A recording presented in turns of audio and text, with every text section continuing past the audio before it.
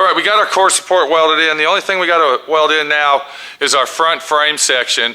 And before I show this to you, I want to explain to you that this is a unibody car, which means that there really isn't any frame at all. So the section that we're welding on there, I'm calling it a front frame section because it's a front core support section of the body itself. This is a unibody. This is a non-weight bearing piece of structure that we're welding back together. But it does have to be done properly due to the fact that if it gets a head-on collision, it could be dangerous for the driver or what have you. Welcome to D.I.Y. Automotive School with my friend Pete and Minnie, the body shop girl. It's everything you need to know about cars and more.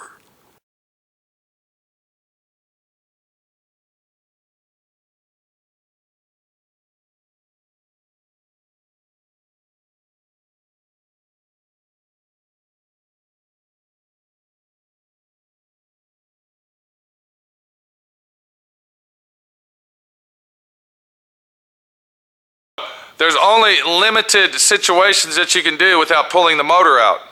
All right, because right on the side of that frame structure, if you look down inside there, you can see that it's very, very hard to get to and very, very tight.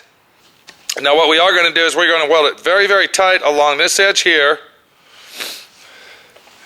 And then we're going to come on the outside here. Now I want to explain something. If you look right here, you can see that I have an old piece of sheet metal and I jammed it up in there. That's to protect our brake line and anything else in the way down there, because we're so close to that brake line while we're welding. We don't want to melt the brake line and have to go buy brake lines and stuff. But then we're going to join these two pieces together in this area here.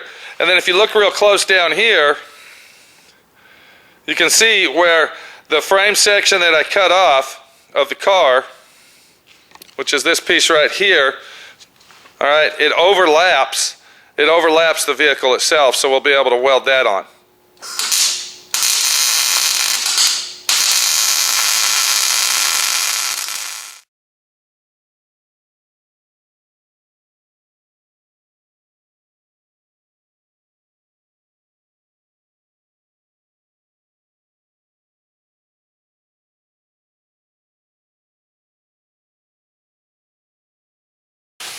Okay, if you can look right in this area here, I got to have this steel right here to protect. There we go. Get that out of the way. This is where our frame rail meets up with our car, and what I'm going to do, I'm going to use a piece of 1-inch strap steel. You can see how thick it is, and we're going to go ahead and weld that down here.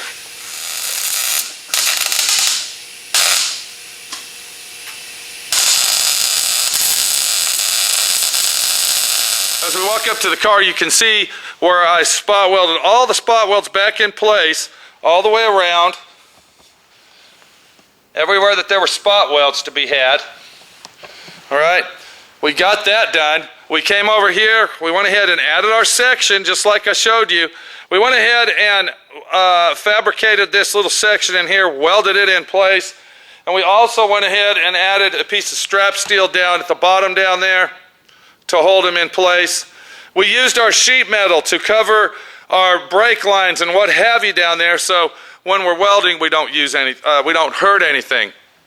What I got to do now is I got to come back and grind those welds down, make them look a little bit pretty. We're not going to get too wild with that. We're just going to grind them down to where they show. You can see the fender line right here. All right, so we'll grind this down, make this look really nice. I'll come in here and probably grind a little bit of that down.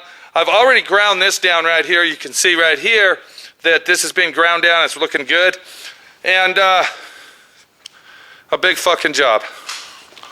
This was a big major collision job that we got here. And it's very simple to do. It's very easy now that my friend Pete showed you how to do it. Just take your time. That's all you got to do. Take your time, have patience, and pay attention to what's going on.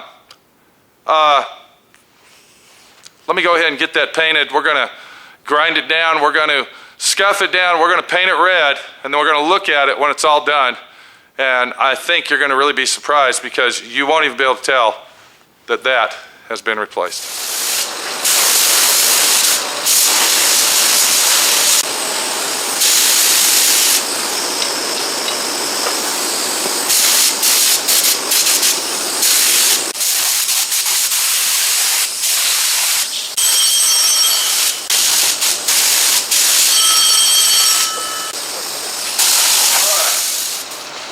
got is what, Dylan? We just got the core support on. That's right. We went through the situation of you putting your core support on yourself. Okay, I showed you how to do this. And what we've done now is we went ahead and painted it to match. Alright? The guy's on a fucking budget. You understand what I'm saying? That's right. Everybody's on a budget that comes to my friend Pete's. But that's okay because that's what it's all about. Helping people out, getting shit done, and doing it fucking right. Just because the guy's on a budget doesn't mean I'm gonna slop the shit together and make it look like fucking crap. Of course we're gonna paint the core support, sir. Of course we are. So, if you look real close, you can see it's done. It's a done situation. I think it came out really nice. I see a spot over here I'm gonna go ahead and touch up.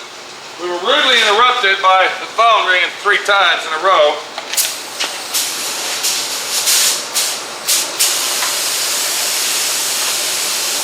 Now, if you look right here, you can see where I ground down the spot welds. I was telling you I was going to do that. This area right here came out okay. This is where we spliced into it. You can't really tell now that it's painted. But if you remember right, all this area in here is covered with wiring and batteries and this, that, and the other. And once we get everything in here, it'll all blend together and you'll never even know the fucking car was hit. If you come over here, you can see I went ahead and blended some paint into this. Oh yeah. Alright, so it looks really, really nice.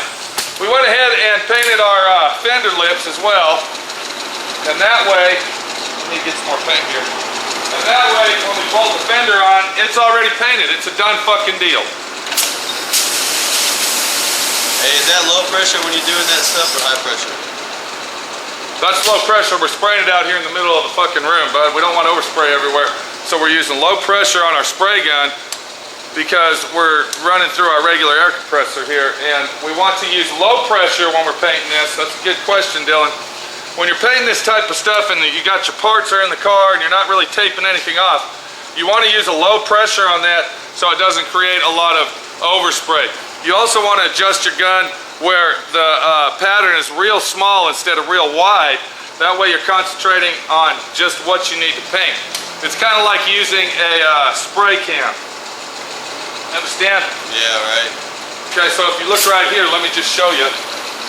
Okay, I'm pulling the trigger, I don't have no air. See how it's nice and skinny like a spray can? Yeah. Okay, that's what you want, bud. That way you can come over here, see, and you can get in these areas and you can stand back and do it without getting overspray on everything else in your way.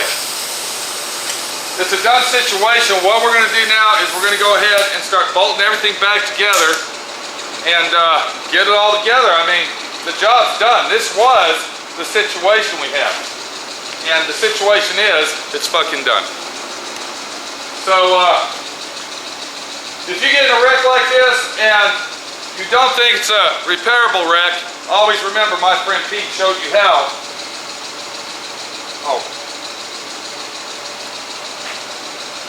To do it right. Do you see what I just did there? That's right, you gotta keep the stickers. Okay. You don't have to keep the stickers, but if you're trying to get that factory look, You gotta keep it's always a good idea to keep them. Looks good, dude. Looks like brand fucking new. I think it's time to clean my spray gun out, get down the road, put this bitch back together. There you go. We're going to look at it when it's all back together before we paint it. We're going to see what it looks like. But this video set is basically about repairing your hard hit collision with used parts. I think I went through it thoroughly. I think I showed you thoroughly. What we'll do is we'll reverse our whole procedure and put everything back together just like it was, using the photos that I took. Remember, we took photos of this. Okay, that's an important step. Taking photos as you tear it down. We'll go ahead and reverse our procedure and put everything back together. And hopefully, it's going to look really, really nice and it's going to run like brand new again. This is Pete, my friend Pete, your friend Pete, showing you how to do it right, showing Dylan how to do it right, and giving the customer the deal that he needs and deserves. See you later. Turn it off, Dylan.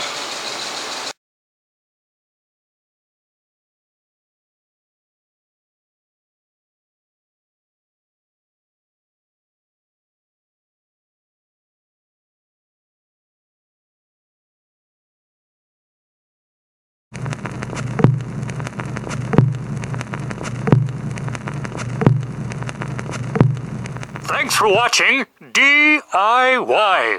Automotive School. Classes don't stop till you know everything.